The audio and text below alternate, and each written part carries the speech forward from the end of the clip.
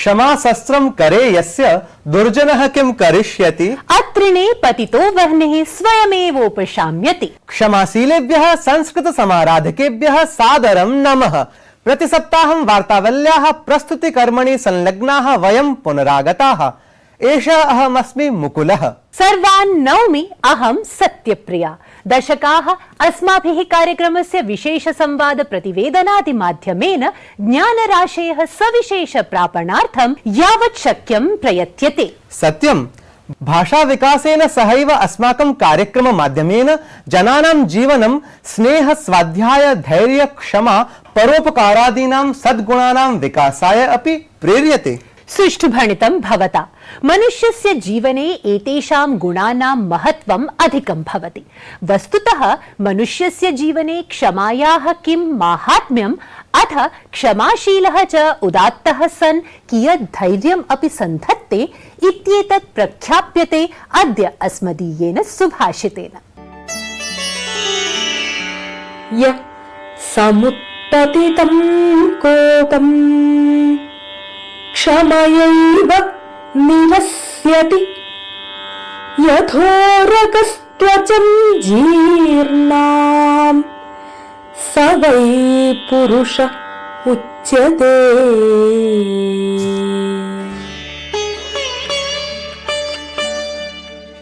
जो मनुष्य अपने उत्पन्न कोप का क्षमा द्वारा उसी प्रकार निराकरण कर देता है जैसे सर्प पुरानी कीचुली का त्याग कर देता है, वस्तुतः वह ही धैर्यशाली पुरुष कहलाता है। Those are truly patient who can remove their anger with forgiveness, just as snakes shed their old skin for new. एतेन सुभाषितेन अहं सूक्तिम् एकां स्मरामि। क्षमावसि कृते लोके क्षमया किं न सिद्ध्यति। सर्वथा सत्यं। मुकुल, क्षमा धैर्यादि गुणानाम् अस्माकं जीवने अपि सम्पूर्णतः समावेशः भवेत्। धैर्य गुणः तु भवति वार्ताहरेषु वार्तानां संकलन संपादन क्रमे अपि। तर्हि आयान्तु सधैर्यं वयमपि अग्रे सरामः साप्ताहिक वार्ताक्रमं प्रति। प्रधानमंत्री मोदी बेंगलुरु नगरे श्रीनाथ प्रभु केम्पेगौड़ा वर्यस्य 8,100 फीट परिमितात्मक कांस्य प्रतिमायाः अनावरणं कृतवान्। नाद प्रभु केम्पेगौड़ा बेंगलुरु नगर संस्थापकत्वेन अभिमन्यते। केम्पेगौड़ा 16 शताब्द्याः सफल प्रशासकेषु एकतमः आसीत्। प्रधानमंत्री नरेंद्र मोदी बेंगलुरु नगरे चेन्नई मैसूर वंदे भारत एक्सप्रेस, भारत गौरवकाशी यात्रा इत्येताभ्यां रेलयानाभ्यां हरित पताकां प्रादर्शयत्। सः विधानसौधे कविश्री कनकदासस्य महर्षि वाल्मीकेश्च प्रतिमयोः पुष्पाञ्जलिम् अर्पितवान्। हिमाचल प्रदेशस्य सर्वेषु 68 विधानसभासनेषु मतदानं शान्तिपूर्वकं सम्पन्नम्। यतः 12,400 प्रत्याशिनां भाग्यस्य निर्णयो भविष्यति।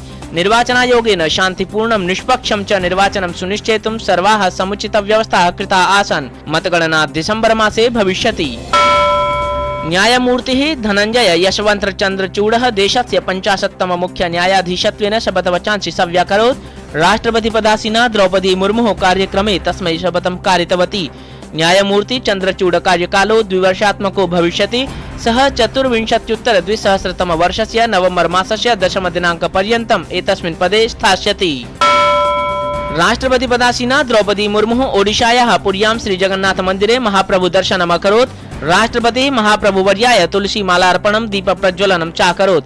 दर्शनान्ते दर्शन पुस्तिकायां स्वकीयान् भावपूर्णान् अनुभवान् सा अभिव्यक्तवती। बद्रीनाथ धाम द्वाराणि 19 दिनाङ्के शीतकालाय पिहितानि स्थास्यन्ति। एतन्मध्ये अत्र वातावरणं परिवर्तितं। हिमपातारम्भात् तापमानाङ्कः अधोगतः।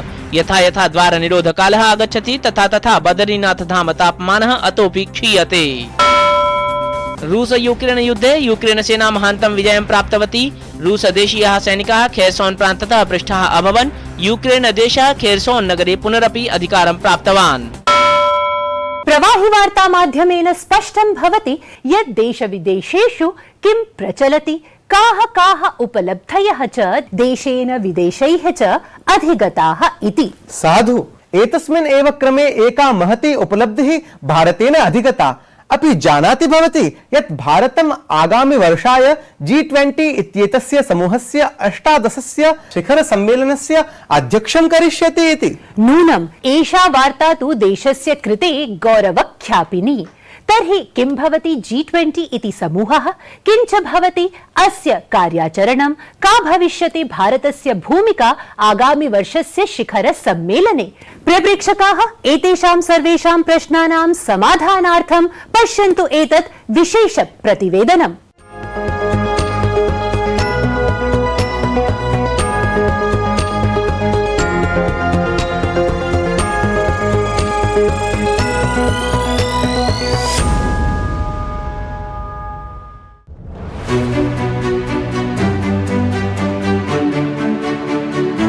आगामि मासे जगतः बृहत्तमस्य प्रसिद्ध प्रमुख समूहस्य G20 इत्येतस्य अध्यक्षतां यदा भारतं निर्वक्ष्यति तदा एतद्धि विश्वराजनीतिदृशा महत्वाधाये भविष्यति। एतदाध्यक्ष्य निर्वहणात् प्राक् प्रधानमन्त्री मोदी दृश्य श्रव्य तन्त्र माध्यमेन भारतस्य G20 सम्बद्धस्य अध्यक्षतायाः प्रतीक चिह्नस्य विषयस्य अन्तर्जालफलकस्य च अनावरणं कृतवान्। प्रतीक चिह्नं, विषयः, अन्तर्जालफलकम् अथ भारतस्य जगते सन्देशः च व्यापक प्राथमिकताः दर्शयन्ति। G20 इत्येतस्य समूहस्य अन्तर्जालफलकं www.g20.in इति अस्ति। एतदवसरे प्रधानमन्त्री मोदी स्पष्टम् उक्तवान् यत् भारतीयं G20 समूहपरम् आध्यक्ष्यं महत्वपूर्णम्। तेन उक्तं यत् प्रतीकचिह्नं प्रावर्तत, तस्मिन् देशवासिनां महती भूमिका अस्ति। तेन उक्तं यत् एतत् न केवलं प्रतीकचिह्नमात्रम् अपितु सन्देशः, भावना, संकल्पः च अस्ति। इस लोगो और थीम के जरिए हमने ये संदेश दिया है, युद्ध से मुक्ति के लिए बुद्ध के जो संदेश है, हिंसा के प्रतिरोध में महात्मा गांधी के जो समाधान है, G20 के जरिए भारत उनकी वैश्विक प्रतिष्ठा को नई ऊर्जा दे रहा है। प्रधानमन्त्री अवादीत् यत् एतदायोजनं 30 कोटि देशवास्तव्यानां शक्तेः सामर्थ्यस्य च प्रतीकरूपम्। भारतं सूर्यः एकः, जगदेकं, जालं च एकम् इति मन्त्रेण सार्धं जगति नवीकरणीयोर्जाक्रान्तेः आह्वानम् अस्ति कृतवत्। भारतं पृथिवी एका, स्वास्थ्यं च एकम् इति मन्त्रेण सार्धं वैश्विक स्वास्थ्यं दृढतरं कर्तुमपि स्वीयाभियानम् आरभते। अधुना G20 इति समूहे अपि अस्माकं मन्त्रः एका पृथ्वी, एकः परिवारः, एकं च भविष्यम् इत्येवम् अस्ति। प्रधानमन्त्री अकथयत् यत् भारतं विकसितदेशैः घनिष्ठ सम्बन्धान् स्थापयति, तर्हि विकासशील देशचिन्ताः अपि अवगच्छति, तेषाम् अभिव्यक्तिं करोति। G20 इत्येतत् अन्ताराष्ट्रियार्थिक सहयोगस्य प्रमुख मञ्चः अस्ति, यत् वैश्विक सकल गृह्योत्पादानां प्रायः 85% वैश्विक व्यापारस्य 85% विश्वस्य अथ प्रायः 66% जनसङ्ख्यायाः प्रतिनिधित्वं करोति। भारतं डिसेम्बर् मासिकात् अद्य दिवसात् इण्डोनेशियातः G20 इत्येतस्य अध्यक्षतां ग्रहीष्यति। G20 परं शिखर सम्मेलनम् एतन्मासिकयोः 15-16 दिनाङ्कयोः इण्डोनेशिया देशस्य बाल्यां सम्पत्स्यते। प्रधानमन्त्री अवादीत् यत् भारतं G20 इत्येतस्य आध्यक्ष्यं तदा सम्भालयितुं गच्छति यदा जगति अनेक समस्याः आलक्ष्यन्ते। गिरीश मिश्र लिखितं, तेजः प्रकाशानूदितं च वार्तावलीवृत्तं DD न्यूज़। एतेन प्रतिवेदनेन स्पष्टं भवति यत् भारतं सर्वदा हि वसुधैव कुटुम्बकम् इत्येतस्य सिद्धान्तस्य परिपालनं करोति। यथा भारतं वसुधैव कुटुम्बकम् इत्येतेन सिद्धान्तमाध्यमेन अन्यदेशानां कृते प्रेरणापरत्वं सन्धत्ते, तथैव अनेकेषां संगीतसमाराधकानां कृते प्रेरणापुञ्जः अस्ति अस्मदीयः विशेष संवादातिथिः। सत्यम्, अस्माकम् अद्यतन विशेष संवादातिथिः भारतीय शास्त्रीय संगीतस्य विशारदः अस्ति, यः स्वरतृष्णा इत्येतस्य समूहस्य निदेशकः अपि। किम् अधिकम्, एषः महोदयः तु लोकप्रिय संगीतकारस्य कैलासखेरस्यापि मार्गदर्शकः अस्ति। दर्शकाः आयान्तु तावत् पश्यामः संगीत विशारदेन बहुगुण समन्वितेन सुधांशु बहुगुणावर्येण सह साधितम् एतं विशेष संवादम्।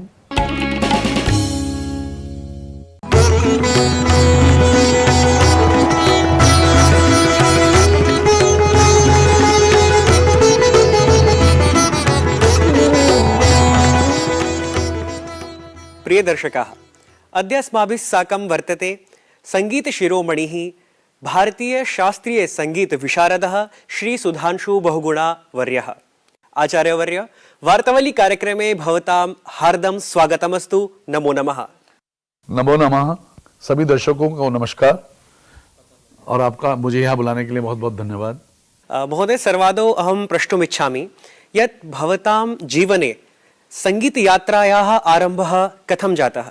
संगीत तो बचपन से ही जीवन के साथ जुड़ा हुआ था और कहते भी हैं कि ईश्वरीय देन होती है संगीत।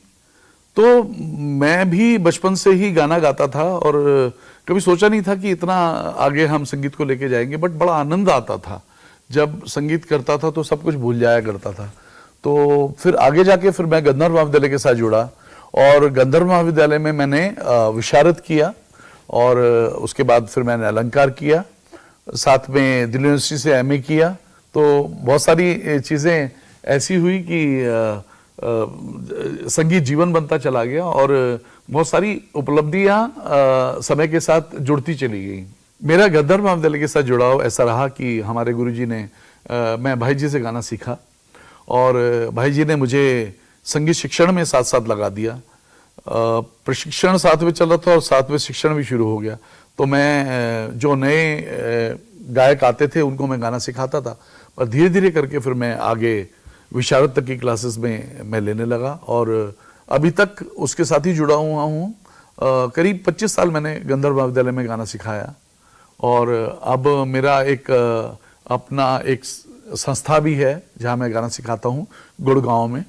और छोटे बच्चे 9 साल के बच्चे से लेकर 75 साल के लोगों तक को सबको गाना सिखाता हूँ। आचार्यवर्य, भवतः जीवनस्य संगीत यात्रायाः विशेषानुभवः, विशेषस्मृतिः वा कृपया अस्मद् दर्शकान् वर्णयतु। हाँ, एक बार का मुझे याद है, मैं नया नया विद्यालय में आया था और मैं संगीत को समझता था कि मुझे काफ़ी कुछ आता है, क्योंकि 9वीं क्लास से ही हारमोनियम वगैरह बजाता था और गाने वगैरह गाता था। तो गुरुजी के पास जब आए तो हम सोचते थे हमें कौन सिखाएगा, हम तो पहले ही लोगों को सिखाते हैं गाना। तो ऐसा कुछ मन में था, कुछ रागों का आइडिया था इसलिए। तो एक दिन गुरुजी हमें नैनीताल ले गए और वहाँ एक शाम को एक सभा होती थी, तो उसमें हमारे लोग गाया करते थे। तो एक दिन गुरुजी ने बोला कि आज शाम को आपको गाना गाना है।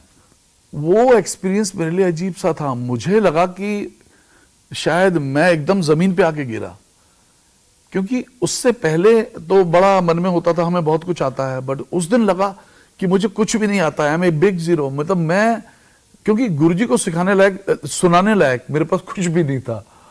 और क्या सुनाता, वो फिल्मी गाना या फिर जो उनसे सीखा हुआ था वही सुनाता, क्या सुनाता। तो मुझे उस दिन लगा कि मुझे कुछ नहीं आता और वो अनुभूति मेरे लिए बड़ी विचित्र थी। तो मैं गुरुजी के चरणों में पड़ गया। मैंने कहा कि गुरुजी मुझे बिल्कुल नहीं आता, कुछ भी नहीं आता, मैं आपको क्या सुना सकता हूँ। तो बस उन्होंने उठा के कहा कि नहीं बेटा, कुछ भी, जो भी तुम्हें आता है वो हम सुनेंगे, शाम को आप सुनाइएगा। तो ये मैंने शाम को गाना गाया, कुछ स्कूल में कभी सीखा था, तो वो मैंने गाया, तो वो तो रहा, मगर वो जो मन में एक भावना आई कि नहीं, अब आपको शुरू से शुरू करना है, वो बड़ा विचित्र था। और वही से मेरी संगीत यात्रा और अच्छे से शुरू हो गई। मैं बहुत सीरियस हो गया म्यूजिक के बारे में। आचार्यवर्य, भवता ऋग्वेद संबद्धं विभिन्न रागेषु आधारितम् एकं ध्वन्याङ्कनं निर्मितमस्ति, स्वस्ति मंत्र इति नाम्ना। एतस्मिन् विषये कृपया बोधयतु। ये एक दिन विद्यालय में कुछ लोग आए, उन्होंने बोला कि हम आपका संस्कृत में कुछ काम कराना चाह रहे हैं आपसे। तो उससे पहले मैंने कुछ काम किया था, तो मैंने कहा कि ओके मैं कोशिश करता हूं। तो उन्होंने कहा कि भाई आप क्या करेंगे, तो मैंने ऋग्वेद चुना, जबकि ऋग्वेद गाया नहीं जाता है, मुझे ये बताया गया था गाते नहीं है ऋग्वेद को, बट मैंने एक कहा कि मैं देखता हूं, तो मैंने स्वस्ति मंत्र करके लिया। तो स्वस्ति मंत्र मुझे पहले आया करता था, स्वस्तये वायुमुपब्रवामहै सोमम स्वस्ति भुवनस्य यस्पतिः। तो मैं इस तरह से गाना हम गायन करते थे इसका। तो मुझे लगा कि इसको मैं रागदारी में डाल के मैं कैसे गा सकता हूं। तो मैंने उसका फिर एक राग बागेश्वरी में उसको ढाला। और सबसे बड़ी बात ये थी कि ये जो स्वस्ति मंत्र था ये किसी छंदबद्ध नहीं था, अलग अलग छंदों में जाता था। तो इसको अब तालबद्ध करना तो एक वो अलग सा चैलेंज था। पर जब मैं इसको लेके बैठा तो मुझे लगा कि मैं इसके अंदर बिल्कुल एकदम समा गया हूं और ये बिल्कुल ऐसा ही होना चाहिए था। तो मैं आपको सुनाता हूं एक बार स्वस्ति मंत्र। स्वस्तये वायुमुप ब्रवमहै सोमम स्वस्ति भुवनस्य यस्पतिः बृहस्पतिं सर्वगणं स्वस्तये स्वस्तये आदित्यासो भवन्तु नः स्वस्ति मित्रावरुणा स्वस्ति पथ्ये रेवती स्वस्ति न इन्द्रश्चाग्निश्च स्वस्ति नो अधिते कृधिः। इस तरह से मैंने कुछ एक बनाया और इसको मैंने ताल दीपचंदी में कंपोज किया। तो जो लगता है कि नहीं होगा वो भी संस्कृत के माध्यम से हो जाता है। आचार्यवर्य, भवतः स्वरतृष्णा इति नाम्ना कश्चित् समूहः गानसमूहः वर्तते, यो हि विभिन्नस्थलेषु इत्युक्ते संस्कृतिमन्त्रालये राष्ट्रपतिभवने च प्रस्तुतिं कुर्वन्ति ते। तत्रत्य कानिचित् गीतानि वयं श्रोतुम् इच्छामः। संस्कृत में मुझे क्योंकि मेरे पिताजी संस्कृत से थे, मेरे पिताजी संस्कृत के विद्वान थे, वो पढ़ाते रहे संस्कृत। तो मुझे संस्कृत एकेडमी में बुलाया गया कि एक आपको कंपोजिशन करनी है। तो मैंने एक उनके लिए बनाया था, परमेश्वरं प्रणम्यः प्रणता वयं विनीताः मुदिता विनम्र भावै श्रद्धा परास्तमस्ताः।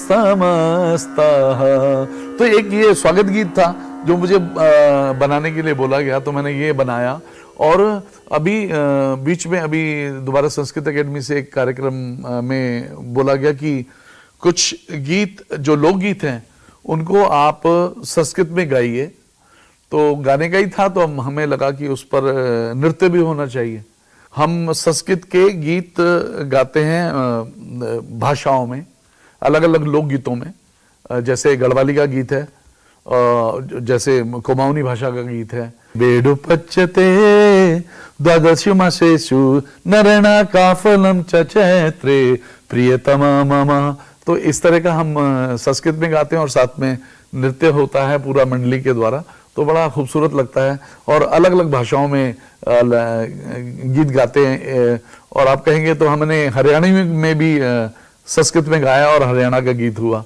तो बड़ा विचित्र है, बट लोगों ने काफी पसंद किया इस कार्यक्रम को। आचार्यवर्य, संगीतस्य अपि च शास्त्रीय संगीतस्य उद्भवः वेदेषु मन्यते।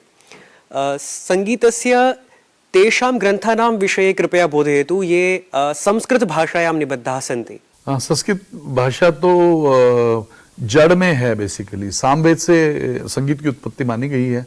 तो जहाँ भी होता है तो वो संस्कृत के किसी न किसी श्लोक से उसका उद्धरण होता है वहाँ पर। तो भरत मुनि का नाट्य शास्त्र सबसे पहला ग्रंथ माना गया है। फिर संगीत रत्नाकर है, बृहदेशी है, ये सब सारे संस्कृत में है। और इसलिए संस्कृत के साथ मैं तो बहुत बार बोलता हूँ कि संस्कृत के साथ अगर संगीत जुड़ जाए तो उसका तो जवाब ही नहीं है, वो तो अप्रतिम है, एकदम से बिल्कुल ही अलग हो जाएगा। आचार्यवर्य, भवता अस्मात् कार्यक्रमाय समयः कल्पितः, तदर्थं वार्तावली पक्षतः दूरदर्शन परिवार पक्षतः च अहं भवतः हार्दं धन्यवादान् ज्ञापयामि। नमो नमः। नमो नमः। मैं भी बहुत बहुत धन्यवाद करता हूँ वार्तावली का, दूरदर्शन का, कि उन्होंने मुझे ये मौका दिया है आपके सामने बैठने का। धन्यवाद।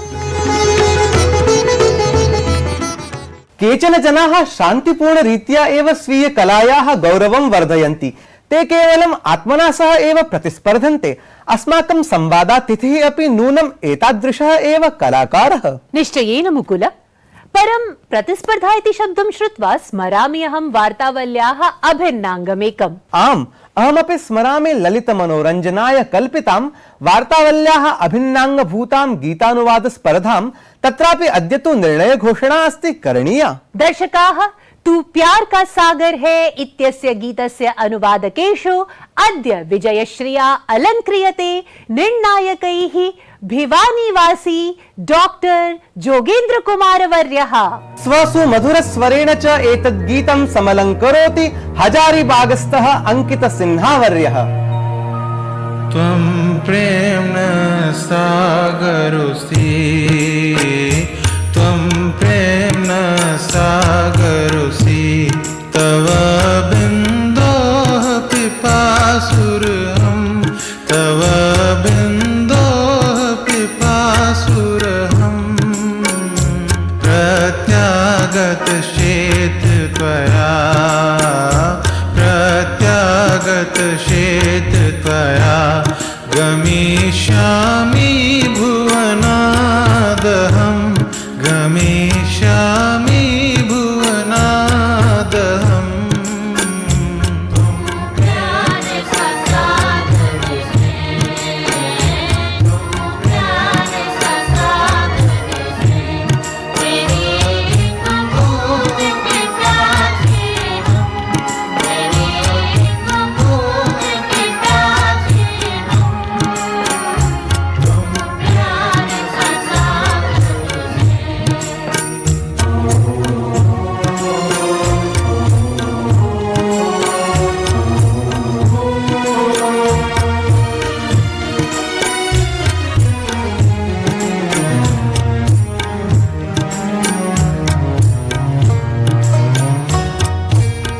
आहत मनसः उन्मत्त पक्षी डयितुमत्युत्सुकः, डयितुमत्युत्सुकः, स्तः पत्र मृदुनि नेत्रस्तः धूमिले, यानं सागर पार, यानं सागर पारम्, बोधये मम त्वमेव अधुना, बोधये मम त्वमेव अधुना, विस्मृत मार्गस्य कुतोऽहं, विस्मृत मार्गस्य कुतोऽहं।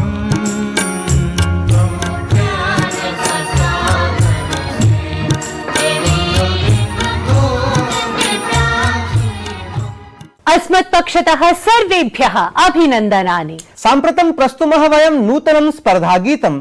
भवता कृते अस्माभिः स्पर्धागीतरूपेण चितम् अस्ति सुमधुरं गीतम् एतत्।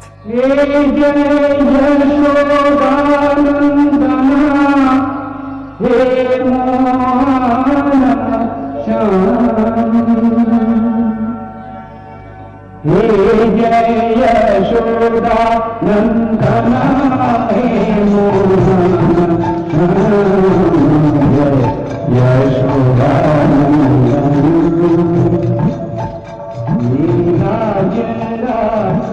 प्रभु मैं तो तेरी शरण, यशोदा नंदना।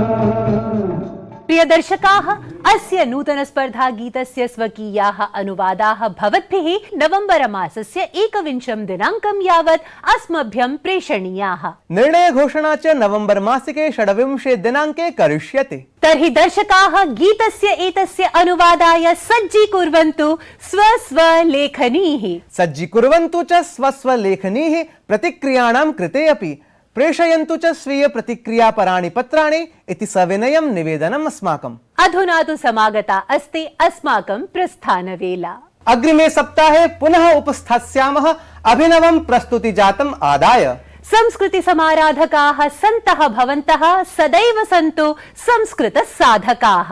नमो नमः। इतस्ततश्चलद् गायति जीवनं तत्र मृत्युस्थितः तत्र मृत्युस्थितः ज्ञातं किं केनचित् क्वास्ति सीमा बाधा पतिता